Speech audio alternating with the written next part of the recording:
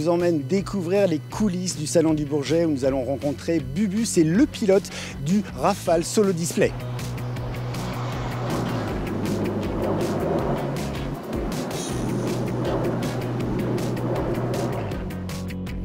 Bonjour Bubu, merci de nous accueillir. Bonjour Stéphane. Alors vous êtes le nouveau pilote du Rafale Solo Display. Est-ce que déjà on peut connaître un petit peu votre parcours? Alors oui, je suis le capitaine Bertrand Butin, je suis entré dans l'armée de l'air en 2002. J'ai commencé une première partie de carrière sur Mirage F1CR, un avion d'assaut également. Ensuite j'étais instructeur à Cognac pendant 3 ans et depuis 2012 je fais du Rafale. Donc j'ai fait une dizaine d'années à Mont-de-Marsan avant de rejoindre Saint-Didier. On est juste avant le vol, on va aller vous suivre et un petit peu assister à cette préparation avant le vol. Là, je vous en prie, suivez-moi. Alors la première chose que moi je fais, c'est que je vais ouvrir la verrière, je vais monter dans l'avion et je vais vérifier déjà qu'en cabine, tout soit en ordre. Et une fois que j'ai vérifié que tout est en ordre en cabine, ensuite avec le pistard, je vais faire mon tour avion. PSF, le radeau pas d'impact, la pointe, le radeau pas d'impact, la perche, l'essence libre et l'antenne et le dalle. Le Rafale Solo Display, c'est vraiment une équipe et ça, je tiens vraiment à le souligner. On met souvent devant le pilote, hein, c'est la partie immergée de l'iceberg. Mais moi, pour que je puisse voler, en fait, il y a toute une équipe qui m'assiste. J'ai une équipe de mécaniciens, une cinquantaine de mécaniciens qui sont affectés au Rafale Solo Display.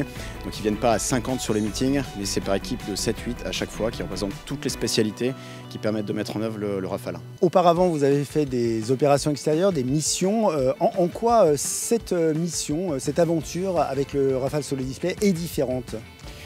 Alors, c'est différent et non, dans le sens où c'est une mission qui nous est donnée par l'armée de l'air.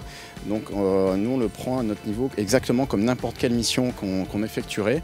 Nous, notre mission, c'est de présenter l'avion au public, de faire une démonstration déjà en toute sécurité, une démonstration qui soit dynamique et qui puisse montrer toutes les qualités de vol du Rafale. Et on l'aborde vraiment comme une mission à part entière, comme une mission opérationnelle. Il y a la même phase de préparation, la même phase de briefing, la même phase de débriefing derrière. C'est juste le corps de la mission qui change, mais en tout cas, le mindset est exactement le même qu'en unité opérationnelle. Alors on va le voir pendant votre vol, c'est quand même un exercice qui est très intense, qui est court. Est-ce que c'est plus physique ou moins qu'une mission?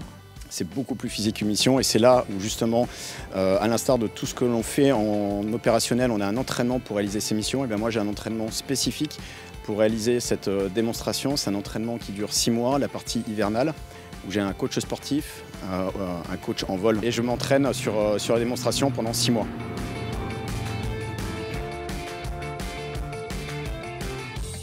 Bubu, on vient de vous voir répéter ce que vous allez faire juste après. Comment ça s'appelle ces mouvements?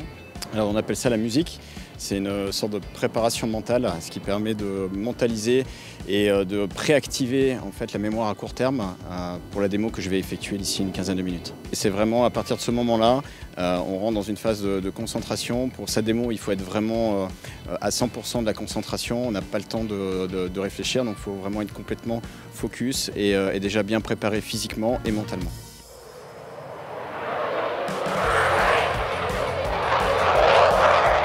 C'est un appareil qui a de très grandes qualités pour faire des démonstrations aériennes. Il a ce qu'on appelle un très gros fort taux de roulis qui tourne très vite et surtout il a des commandes de vol qui sont très précises et ce qui permet de nous travailler vraiment sur un côté un peu plus voltige sur l'avion et quasiment essayer d'imiter des avions de voltige. Donc c'est un avion qui est fait pour ça. Au fur et à mesure de la démonstration, l'avion s'allège et il est en facteur de charge, on monte souvent à plus de 10 G. Et là, la limite, c'est plus l'avion, mais ça devient le pilote. C'est pour ça que la démonstration est limitée à 10 minutes, parce que pareil, physiquement, il faut pouvoir tenir. Et là, c'est très certain que c'est l'avion, en fin de compte, qui gagnerait. Mes 6 mois d'entraînement m'ont permis d'élaborer le programme, qui ont été validés au mois de mai par le chef d'état-major de l'armée de l'air et de l'espace. Et moi, ce que je refais en démonstration, c'est exactement pourquoi j'ai été validé. Donc les gens peuvent penser que des fois il y a de l'improvisation et en fait il n'y en a pas du tout. C'est vraiment un programme qui est fixe, figé. Et moi les seules adaptations que je fais, c'est des corrections de vent pour orienter un petit peu ma démonstration. Mais sinon en termes de figure, c'est exactement les mêmes à chaque fois.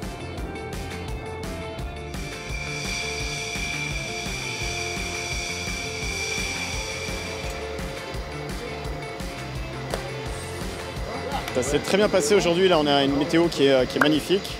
Pas beaucoup de vent. Beaucoup de public et l'avion a très bien réagi aujourd'hui, donc parfait.